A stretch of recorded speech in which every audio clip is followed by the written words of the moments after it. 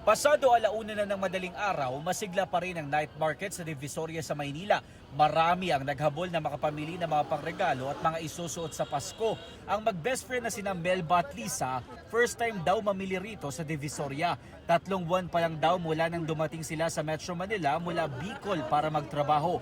Pinili raw talaga nilang mamili sa night market. Kasi pag umaga, may trabaho na kami. Busy na. Okay naman, nakaka-enjoy naman kasi maraming bumibili. Mga damit po ng mga bata. Sa mga anak ko po, tsaka pamangkin. Ang mag-asawang sina RJ at Lidalin, hindi na pinapasok sa night market dahil inabot na sila ng cut-off. Galing pa raw kasi sila sa trabaho at wala silang oras para mamili.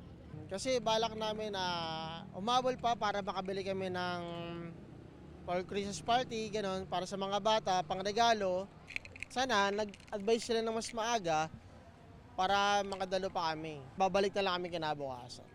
Dahil marami pa ang mamimili kanina, maraming e-trike driver ang sinamantalang makadagdag ng kita kahit madaling araw na.